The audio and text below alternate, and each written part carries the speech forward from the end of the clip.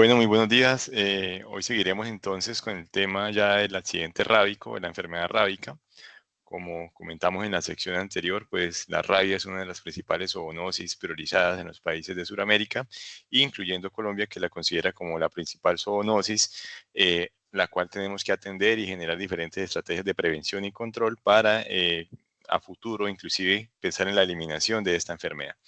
Bueno, de la enfermedad rábica o del accidente rábico, pues lo primero que tenemos que saber es que es una enfermedad ocasionada por un agente etiológico de origen viral, que es el virus de la rabia, y que circula naturalmente en una serie de reservorios que pueden ser básicamente los caninos domésticos, los gatos, pero también reservorios silvestres como lo son los zorros, los zorrillos, los murciélagos, que son animales que, como ya sabemos, los reservorios pues son animales que pueden acarrear grandes cargas del virus y algunos casos, la mayoría de los casos, pues no sufrir o no desarrollar ningún tipo de sinología clínica. En el caso de los perros, pues digámoslo así que, aunque es el principal reservorio doméstico de la rabia, pues el perro sí muestra signos clínicos, lo cual de cierta manera, si lo clasificamos dentro de los reservorios, pues no podría ser como considerado un buen reservorio, ¿cierto? Pero lo cierto es que, bueno, puede transmitir la enfermedad con mucha facilidad, pero en este caso el animal también se afecta, ¿no? Bueno, ¿qué más debemos saber de la rabia? Que el 99% de los casos de rabia son transmitidos básicamente por la mordedura de perros. Es un virus que se transmite específicamente por la saliva de estos reservorios. Por ende, pues la mordedura es la principal ruta de transmisión. Es una enfermedad que actualmente afecta a más de 120 países a nivel mundial, produce alrededor de 59.000 muertes por año y un dato muy interesante es que aunque acá en Colombia los casos mortales no son tan frecuentes, si bien somos un país que tenemos casos mortales de rabia históricamente, no se presentan con tanta frecuencia, pero otros continentes, como de pronto el continente asiático y continente africano, los casos son tan abundantes, tanto así que esta estadística nos muestra que cada 9 minutos muere una persona producto de un accidente rábico, es decir, una enfermedad que actualmente pues afecta a muchos países, vuelvo y repito, sobre todo países africanos y del continente asiático. Otro dato muy relevante es que de cada 5 casos mortales de rabia, es decir, aproximadamente el 40%, son niños. La mayoría de los casos podríamos llamarlos entonces que se presentan en este grupo etario, que pues sabemos el tema de pérdidas, de cierto, en temas de vidas humanas, pues la vida de los niños pues son mucho más, llamémoslo así, obviamente significativas. Y pues bueno, eso de cierta manera pues puede llegar a ser prevenible. En términos de prevención, es una enfermedad 100% prevenible. Básicamente, ¿qué debemos hacer? Es básicamente entender que es una enfermedad que se transmite por medio de estos animales, por ende pues conocer el lenguaje de esos animales, de los caninos, de los felinos, de la fauna silvestre y no entrar en contacto con ellos cuando tengan estos signos de agresividad, pues es una de las principales estrategias de prevención.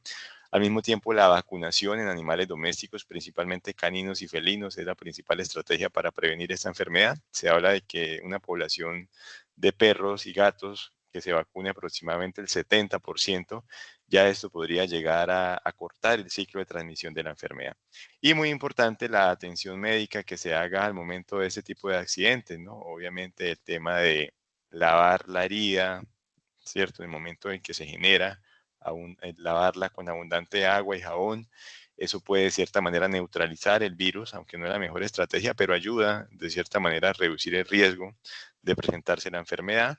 Y bueno, de ahí en adelante ya todos los cuidados médicos que involucran, ¿no? Como es el refuerzo de la vacunación o la primovacunación si la persona no lo tiene, el suero antirrábico y pues bueno, todos los cuidados médicos que involucra como tal el caso de accidente rábico que lo vamos a ver más adelante. En términos de la enfermedad, tenemos que existen entonces dos ciclos de transmisión de la rabia, lo que se conoce como rabia silvestre, que es allí básicamente donde se originó la enfermedad y donde continúa su ciclo de transmisión, en la cual los principales reservorios pues, son cánidos silvestres como zorros, lobos, coyotes. También entonces se incluyen los mamíferos quirópteros o los murciélagos como reservorios silvestres de este virus. Y tenemos entonces la rabia urbana, ¿cierto? Lo que también llamaríamos la rabia doméstica, donde básicamente los principales reservorios ya fueron los perros y los gatos que adquirieron el virus, obviamente, históricamente producto de estos animales silvestres, y ya pues existen cepas que se transmiten exclusivamente entre animales domésticos.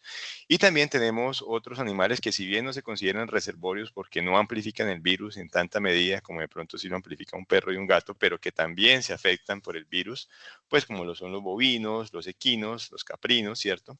Son animales que se infectan con el virus, que desarrollan clínica, pero no desarrollan una carga viral tan alta como para llegar a infectar fácilmente a una persona. Digo fácilmente porque igual existe un riesgo, ¿no? Si uno entra en contacto con una vaca, un caballo que ha tenido signos o enfermedad rábica, pues existe cierto riesgo de transmisión, ¿no?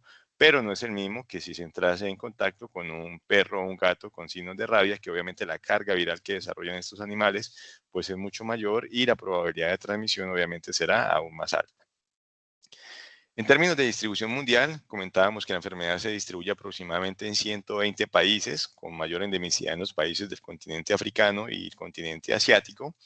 En Sudamérica tenemos algunas zonas bastante endémicas, sobre todo la parte sur de Brasil, pues considerada altamente endémica. Y a nivel de Colombia, la región del Caribe colombiano es también una zona que se considera de alto riesgo de transmisión, donde pues obviamente, sobre todo de rabia silvestre, hay mayor probabilidad de transmisión. Pero si vamos a ver realmente los casos en humanos, pues no se han presentado específicamente en esa zona.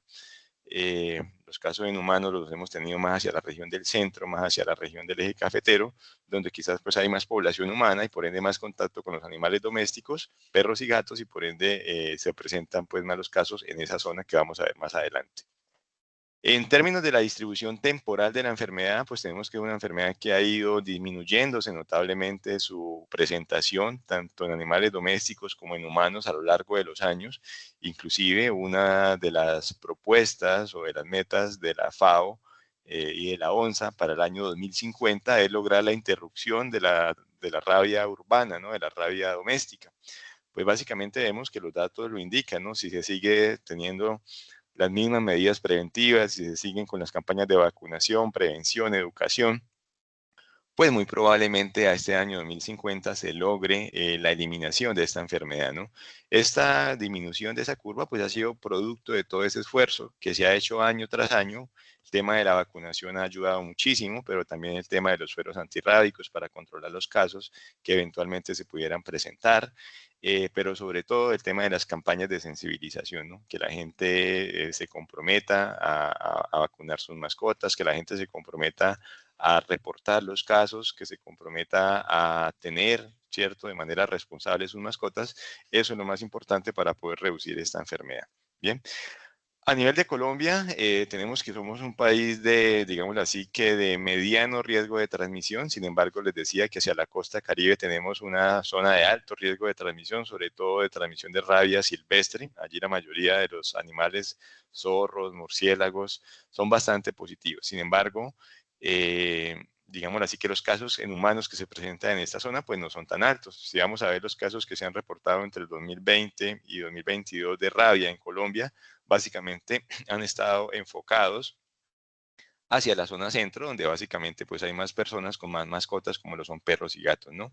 Entre esos departamentos donde se han reportado casos de rabia en este último periodo, pues tenemos obviamente Santander, Casanare, Boyacá, Cundinamarca, Tolima, Cauca, Huila, Chocó, Putumayo, todas estas zonas, y entre los departamentos con mayor número de casos, bueno, podríamos resaltar quizás Santander, Cundinamarca, Chocó y Cauca. Básicamente son como los departamentos donde se han reportado mayores casos de rabia en humanos.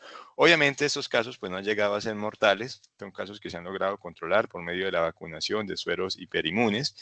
En Colombia los últimos 2 casos de mortales de rabia se presentaron en el departamento del Valle del Cauca. Básicamente fue un núcleo familiar, si no estoy mal fue una abuela y una hija que fueron agredidas por un gato, de las cuales pues la abuela murió, no se pudo confirmar el caso, pero la niña sí se pudo confirmar el caso por técnicas de laboratorio.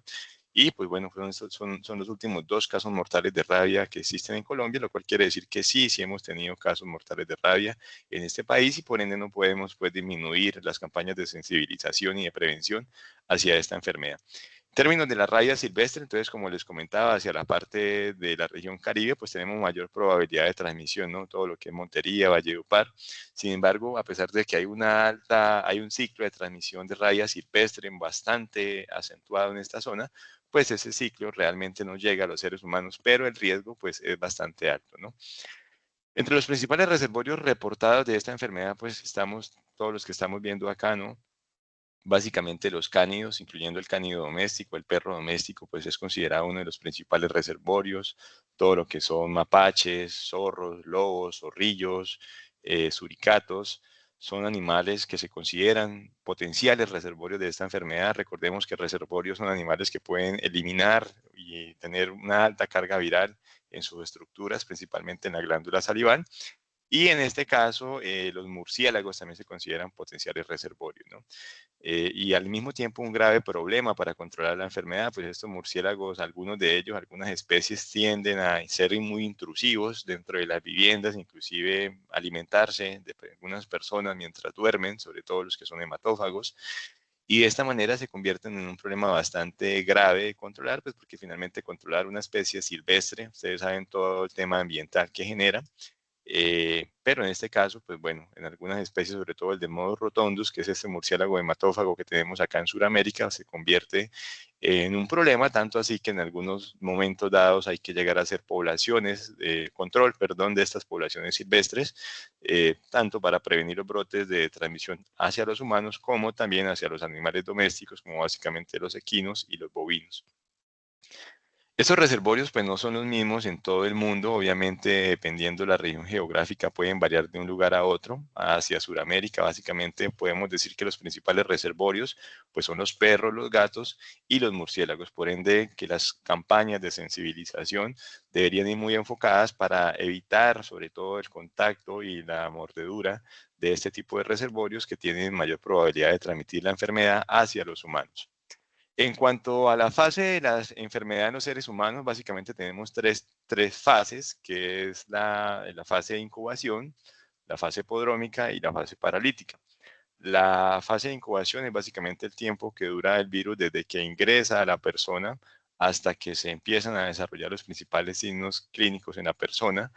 Eso obviamente va a depender de la carga viral, del estado inmunológico de la persona, del tipo de cepa. Obviamente las cepas silvestres son mucho más agresivas que las cepas domésticas. Ya viene luego la fase, bueno, esta fase de incubación pues puede variar de 1 a 3 meses. Vuelvo y le digo, si recibió más carga viral, probablemente sea menos tiempo. Si se recibió poca carga viral, probablemente si la persona se infectó a partir de un bovino, de un equino, que manejan poca carga viral, probablemente el tiempo de incubación sea un poco más largo. También va a depender mucho del lugar de la mordedura, ¿cierto? Donde se inoculó el virus. Si se inoculó en un dedo del pie, pues probablemente el tiempo que transcurra el virus en llegar al sistema nervioso central, pues será mayor. A diferencia de que si recibió una mordedura en la cara, en la oreja, pues ese tiempo que va a transcurrir el virus en llegar al sistema nervioso central, pues será muy poco, probablemente semanas, 1 o 2 semanas, pues será suficiente para llegar al sistema nervioso central. Luego ya tenemos la fase que llamamos prodrómica, que es donde la persona empieza a manifestar los signos clínicos de la enfermedad, como lo de fiebre, malestar general, cefalea, náuseas, vómito, prurito. Ya son signos que pueden durar de 2 a 10 días, y ya es un, digámoslo así, que un diagnóstico no tan favorable, ¿cierto?, para la persona, porque quiere decir que ya el virus está a nivel del sistema nervioso central. Y por último, tenemos la fase de ya como tal paralítica, que puede durar de 2 a 7 días, que es donde la persona tiene pues esa hiperreactividad, esa hidrofobia, aerofobia, básicamente cualquier estímulo le puede generar una hiperexcitación, tanto auditivo, mecánico, la persona se excita demasiado, producto de cualquier estímulo mínimo, y ya es una fase que, digámoslo así, que puede presentarse 2 o 7 días antes de la muerte. Ya digámoslo ahí que en ese caso pues ya no hay vuelta atrás. Bueno, ya para la próxima sección, ya para la sección presencial, estaremos hablando como tal de las fases de la enfermedad de los animales como tal, en los caninos, en los felinos, y finalmente definiendo como tal el accidente rábico, cómo podemos clasificar estos accidentes según el grado de exposición que se presente.